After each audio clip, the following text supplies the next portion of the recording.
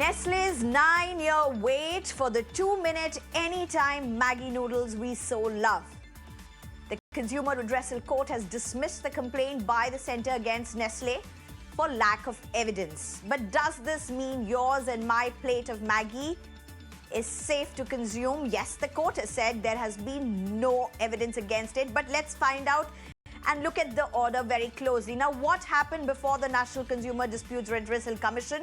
Justice A.P. Shah said once the scientific analysis and the clarifications issued by the government itself do not and have not indicted the opposite party, that's Nestle, there is no material to support the allegations made in the complaint for proceeding any further. That's important. Now, what is this scientific analysis they are talking about? And remember, it's just the fact that there was no scientific evidence found. Now, what is the scientific evidence? In 2016, Nestle had made a public release that all 29 of their samples tested by the Central Food Technological Research Institute had been cleared. All 29 samples of Maggi noodles, the initial 13 and subsequent 16 samples were collected by relevant authorities and they were tested. This, by the way, was ordered by the Supreme Court, if you remember. Samples were tested for lead as well as taste enhancer MSG. But before we proceed, here's the hitch. As per the FSSAI guidelines at that time, MSG cannot be added to pasta and noodles. However, no guidelines currently exist for the maximum limit of naturally occurring MSG in food. And why is this important? Because here's where the argument won in court. And it's very interesting to note.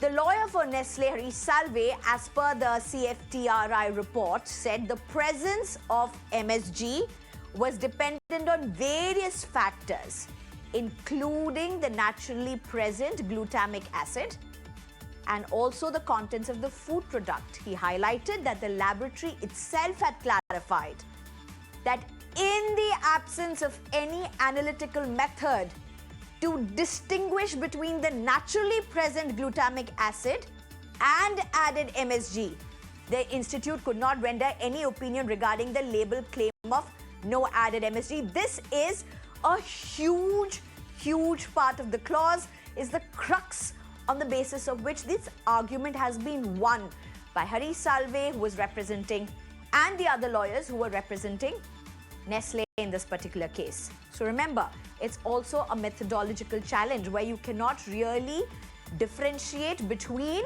the naturally present glutamic acid as well as the added MSG. So the lab said we had no way of proving this either ways.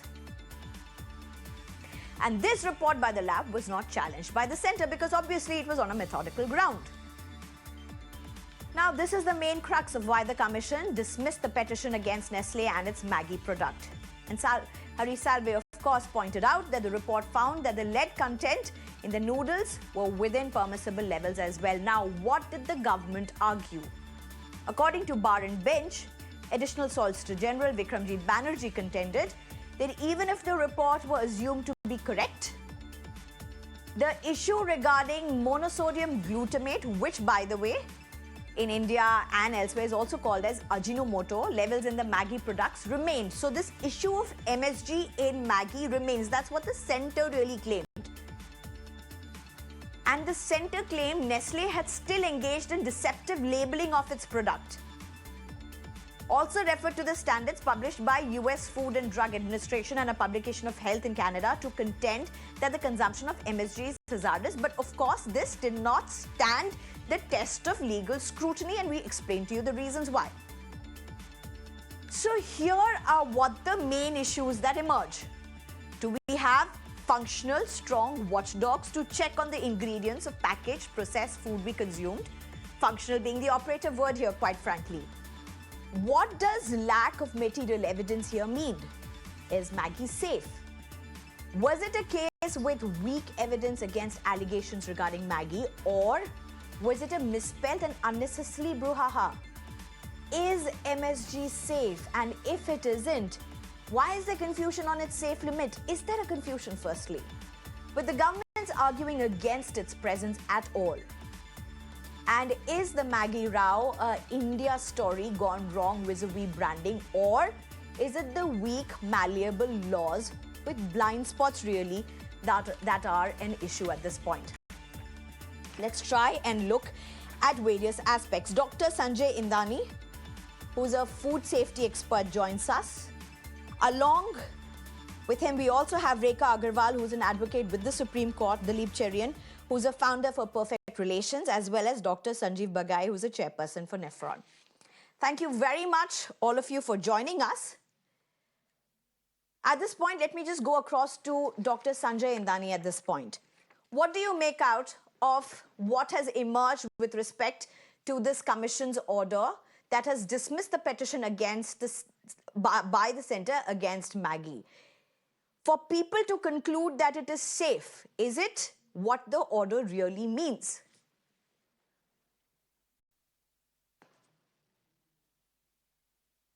Yes.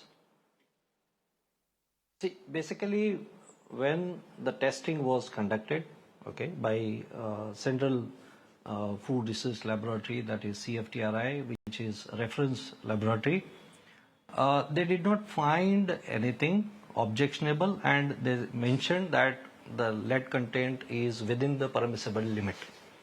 So this clearly indicate that yes, the food and product is safe. Because of late, when FSSAI has started regulations in 2011, okay, and a lot of issues, okay, were raised with respect to the Maggi noodle. But when the sample was taken, okay, and the inspection was done, okay, so all those evidences, okay, initially though the MSG point was there, but as it was mentioned that there could be a possibility of natural glutamic acid, and that cannot be separated or isolated in case of yes, any in test. Fact, isn't that it is really difficult to say that, okay, it was... There could be MSG beyond permissible levels. We don't know what the permissible levels are because we don't know how much of that is added and how much of that is natural. Isn't that itself quite a faux pas when you talk about consumers and what they need to know? Is this how it is internationally as well? Yeah, see, basically MSG limits are specified, okay, and it is not that the organizations are so irresponsible to add MSG, okay, without considering the limits, okay, prescribed limits, okay. The proportion, okay, whatever the limits have been specified, the limits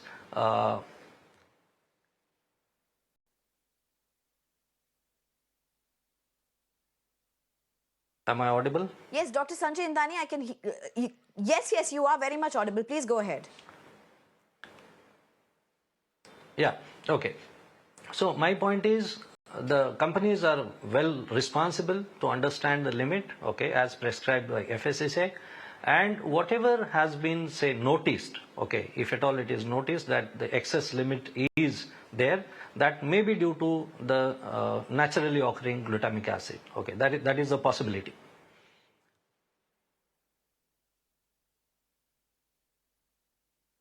All right, okay. Let me at this point also just go across to Dr. Sanjeev Bagai. Dr. Sanjeev Bagai, with what is unfolding with Maggi, what is very baffling, and I would also like to go back on this question to the other panelists, that why was this brouhaha at the first place? Was that itself misplaced for the entire furor? I mean, I was reading about 26,000 tons of Maggi is what was withdrawn at some point from India amid all of this brouhaha. So was it all in thin air? Or is this entire Maggi row now lending itself to some very sharp nuances vis-a-vis what consumers consume? Good evening, everyone. So I think the words, whether a food product or a packed product or a food item is safe, is a very, very broad gamut. And I think it will be naive for any one of us or any nutritionist or any doctor, medical expert or scientist to limit it just to presence or absence of permissible amount of lead or indeed MSG. So although Maggi itself may take instant 2 minutes, just allow me just a couple of seconds, more than 2 minutes, to explain why and how we term something as safe. Please, now, my by all concern with means. Maggi, yeah. my concern with Maggi is that it does contain MSG. Now, whether it's naturally occurring or it's added, it's almost impossible to say. But MSG per se itself has certain side effects, which includes flushes, headache, hypertension, cold, clammy hands, and other kind of autonomic dysfunction. Now, Maggi itself is consumed largely by children, adolescents, young adolescents, where the nutritional balance to be kept is extremely important. My concerns are basically factored around three parts with Maggi. Maggi is consumed as a 100-gram pack. It gives you nearing 385 kilocalories, which far exceeds in terms of the volume of food, your caloric intake. It contains 1023 milligrams of sodium. Just that one small helping of Maggi compensates more than half of your sodium requirement of that day. And point number three, and extremely important, is that when you are taking an excess amount of salt or carbohydrates and saturated fats, you are predisposed towards hypertension, obesity, and other lifestyle diseases. The real issue is Maggi is never taken one-off. Children, because of advertisements, readily availability, easy to cook, and 2 minutes and all the jazz, normally tend to consume it more than 3 or 4 times in a week, mainly below the age of 5 and between 5 and 10. And this causes an imbalance in what we call as the gospel truth, a balanced diet. Over to you. You know, you've made an important point, and this, I believe, Dr. Sanjeev Bagai, and you're open to correct me if I'm wrong, this isn't really about Maggi alone, though Maggi may be a very strong player considering how frequently children consume this or adults consume this. But this also is a problem with a larger variety of packaged and processed food, and more about how and what we should know and be aware of while consuming. Am I right when I'm saying that? You are absolutely dead on, absolutely right. I think all these products, which includes McDonald's for that matter, or KFC, or Subway sandwiches with a lot of cheese, processed cheese, or indeed packed items like chips or French fries, these are all nutritionally bad, especially for children. Very quickly, if I can add, 80% of a child's growth potential is achieved before the child is 2 years of age. That means you're already having a blueprint of your genomic structure of your adult well-being below the age of 2. Like the old saying says, I am today what I was yesterday. I will be tomorrow what I am today. We are laying the foundation of ill health now, and then we'll be crying when the child is adolescent. The incidence of obesity and hypertension is going through absolutely skywards, especially in children and adolescents. And it's not for an unknown reason. We keep saying that it's the big bad S's to avoid. One amongst the bad S's is salt. The second is sugar. Right. I think very, very important words, and very important to have. You know, we didn't want this to just be about a legal tone and tenor and what happened with Nestle in India vis-a-vis the Commission's report, but also about how important it is to look at it from the medical perspective. Can I get in Dilip Cherian at this point? Dilip Cherian, you know, one thing that I just can't seem to wrap my head around. What was it with these 9 years, with those huge trucks of Maggies that were loaded and were being taken back by Nestle? And now the Commission turning around and saying it's absolutely fine, there's been no evidence. The huge brouhaha that was created around this. India boasts of itself as a country that's open to competitive market. But was this India trying to do something right, or did it get it completely wrong? Sneha, there's no doubt that this was India trying to do something right. The fact that the letter of the law, as it existed at that time, was not sufficient to create a kind of ring fence for products of this kind is actually a continuing weakness of our system.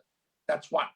Second, remember that this is a huge and growing problem as far as instant foods, fast foods, all of those are concerned. The science is now available.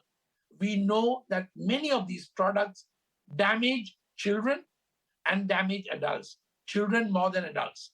Number three, globally, India represents the biggest market in the world for products of this kind because we have the largest number of young people. Wow, I didn't know that. So I worry, and as every doctor who knows the business will worry, is that we are actually paying a price tomorrow, and we will be paying a higher price day after for having a, shall I say, a inadequate set of regulations that should actually look at these products. You know, there is no doubt that companies have both the wherewithal and the legal firepower to make sure that they can get the kind of relief that they need. But is this something that went wrong? I think it doesn't matter that India may have jumped the gun a bit. I would rather have governments jump the gun in such matters than wait for more damage to happen. Let me just take this perspective to Reena Aggarwal, who joins us at this point, an advocate with the Supreme Court. Reena Aggarwal, you just heard what Dilip Cherian was saying. So Dilip Cherian is essentially saying that it's okay, it was an attempt by India to do something right in the right direction. Government may have jumped the gun, but it is about the inadequacies of the law. Is that how you see it? In fact, I must applaud Dilip for having voiced his thoughts so eloquently. And in fact, if I may say that the Maggi case was the first class action case under the Consumer Protection Act or the earlier Consumer Protection Act of 1986, which was taken up by the government in the National Consumer Disputes Redressal Commission. This was the first class action case under the law. Until now, until the Nestle case, no such case had ever been filed. A class action case, nobody knew about what class action cases are. So I think that even though the government may have been very proactive, but it was a step in the right direction. And one has to see the larger picture. Today, Nestle has obviously, as they say, the noodles have got untangled because of the fine lines, because the law, the judges, the National Commission judges who were deciding this case, they were bound to decide the case within the parameters of law. You cannot read between the lines, you have to read the lines.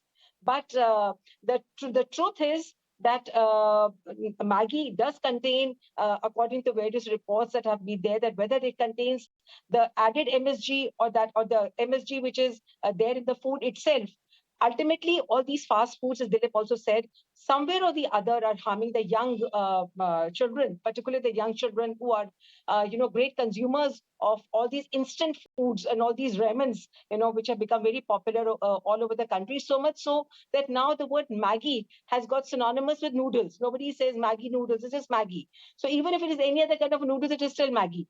So I think that the government did take a step in the right direction.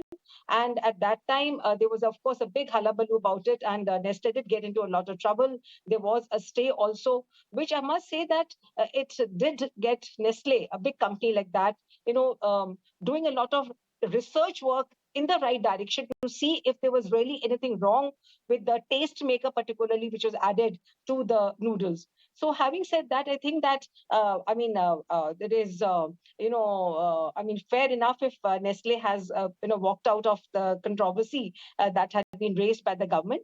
But yes, I do think that we need more cases like this, whether it is Maggi or any other food product, which is ultimately, or any other product, which is ultimately going to, affect the health of the individuals concerned. It is not a question of winning or losing. It is not as if the government lost or Nestle won. I'm not onto that at all. One person has to win, one person has to lose.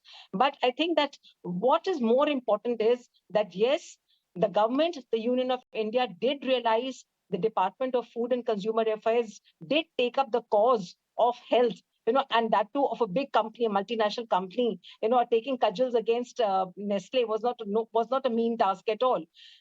And today, if ultimately the Right. National Commission, NCDRC, has given a clean check to Nestle, it does not ultimately mean that Maggi noodles are not harmful. They may be harmful to a certain set of young, where the health of young children is concerned.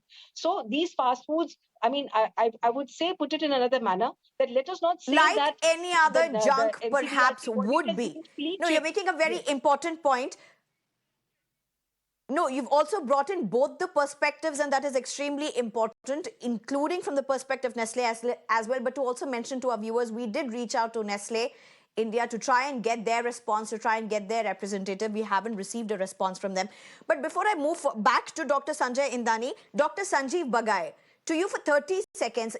And you mentioned about the harmful effects of MSG vis-a-vis any product. One thing I want to clarify, and because the law says you cannot differentiate between added MSG and natural MSG, the side effects that you mentioned, the side effects that you mentioned, Dr. Sanjeev Bagai, is that only with added MSG or also with the natural MSG which is found in food? I'm asking this because in that case, then in any case, it is important to know what the total value of MSG in that product is.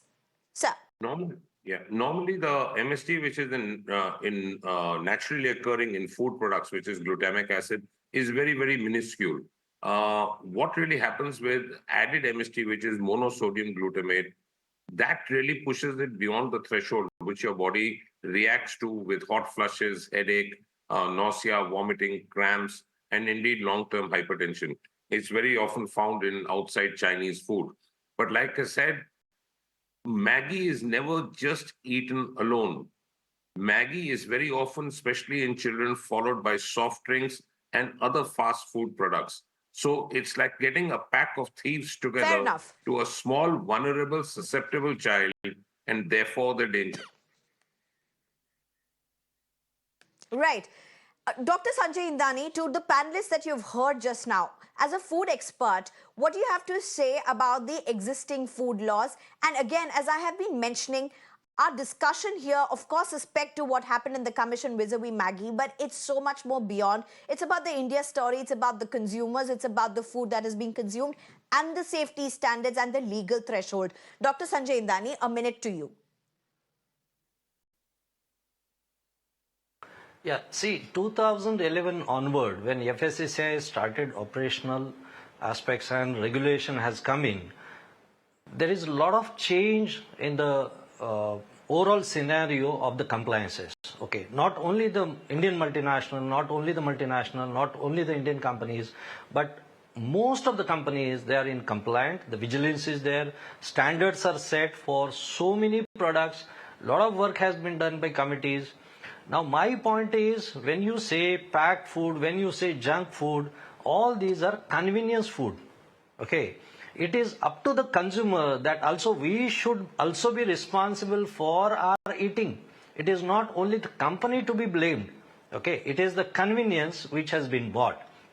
And these companies, certainly they are doing much better R&D, much better compliances with respect to additives, with respect to preservatives, and a number of ingredients which are available and which can be introduced into the product. So there is toxicology study, all that has been done, the limits are set by FSSAI, and that has been followed, abide and complied by the organizations. So I think it is also, as rightly said by doctor, that it is not only the Maggi, but along with that we have soft drink and all. Okay, so it is it a company's responsibility? It is the convenience food, and it is the responsibility of consumer ultimately to see that what is good and what is bad for me. Okay, so that's what my point is. Right. Dilip Cherian, a minute to you. And my question is, you know, we've seen this controversy with Nestle India with respect to Maggi in particular. We've seen what's happened with McDonald's, at least a branch or two of McDonald's in India. You said India is taking the step in the right direction. But with what is unfolding in these particular cases, would you then, next time when you have to act in a case like this, think, oh, do we have enough teeth in our laws? Do we have enough teeth in our evidence to be able to take action forward? And then would that be possibly a reason to just step back and not do what's required? Or would that be state proactiveness into something that is possibly unwarranted? How do you look at this? You know, Sneha, I have been involved on various sides of various companies, including people who make MSG. There are big issues we need to tackle, and these issues must be tackled. And Dr. Indani's view that the consumer will choose is, to my mind, inadequate. The consumer does not know enough to choose. I am not a votary of the nanny state. I don't think I want the government interfering in what I have the right to eat. But I certainly want much more visible control on things that could harm children and are being pushed. You know this massive case about Patanjali, which is currently in the courts. So there is no doubt that Me Too products that mimic these things, and products which are able to beguile parents into using the convenience factor to feed inadequate nutrition to their children is going to cost the country a huge amount in the next few years. That is what we should be worried about. It is not about allowing companies the space to grow. There are lots of things to grow. And there are lots of Dilip Cherian, I think we are totally out of time. I'm being told to wrap. Some very important perspectives, and I'm glad our panelists are here with some very, very perspectives. Dr. Sanjay Indani, Reena Aggarwal, Dilip Cherian, as well as Dr. Sanjeev Bagai. Thank you very much for joining us and taking this discourse forward. Thank you for joining us.